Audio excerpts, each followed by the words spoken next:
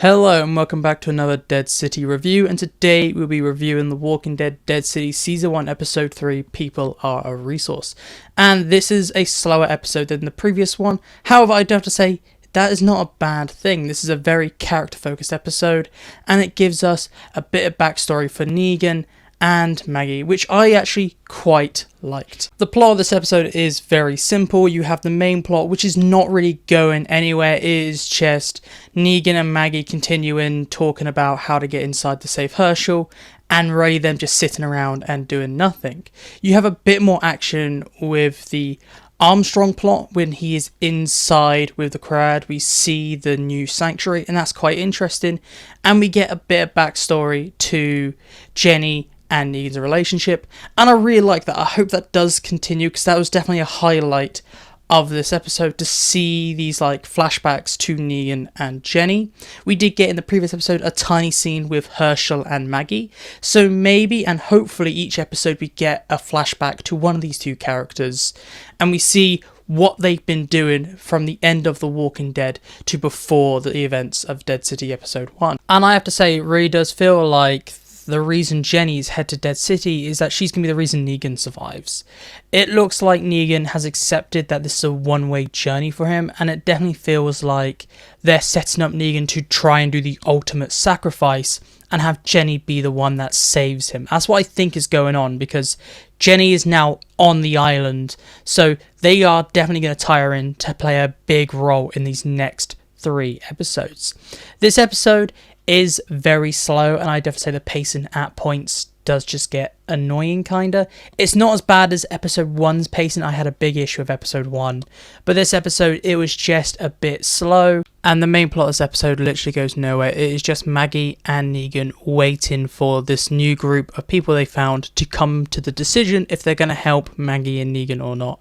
And if it was just that, and there was no second plot B, plot C, and a flashback, this episode wouldn't be very good.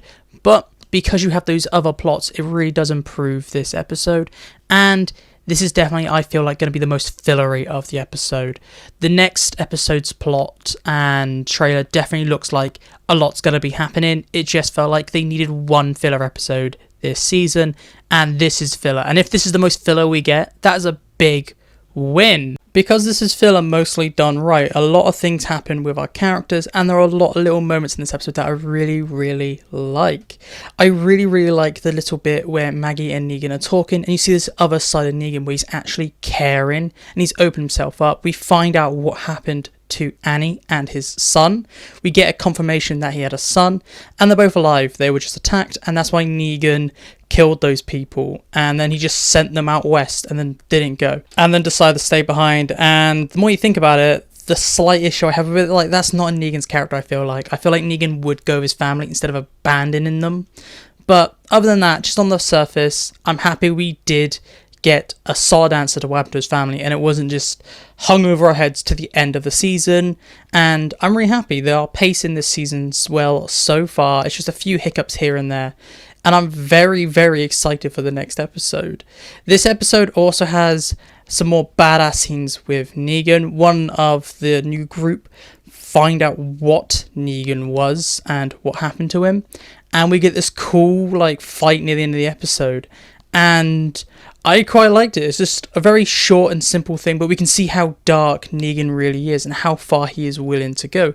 And I'm getting more and more excited about them bringing back the old Negan the more I watch him. I can't wait for the next episode to see what Negan will do next, now that the Croat knows he is in Manhattan. One ongoing issue that I have for Dead City is when it shoots in the nighttime, because they have this weird blue light. Even if it is pitch black, they have this weird blue light so you can see our characters.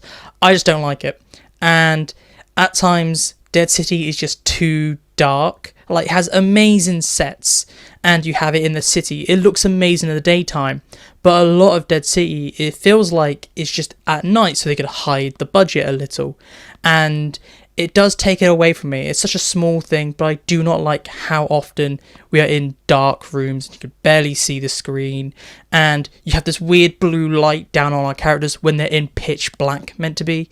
It's such a small thing, but it happened one too many times, and I just don't like this random blue light that appears when it's a nighttime shoot. Another thing is that Maggie feels irrelevant. She just doesn't feel very relevant to the story. I know it's her son missing, but everything is around Negan.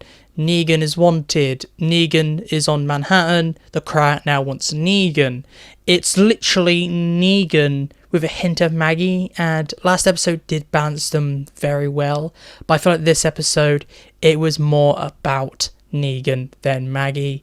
And even if you look at the titles of the episodes, and it is literally references to Negan. This episode is called People Are a Resource. Save your reference. The previous episode is called Knock Knock.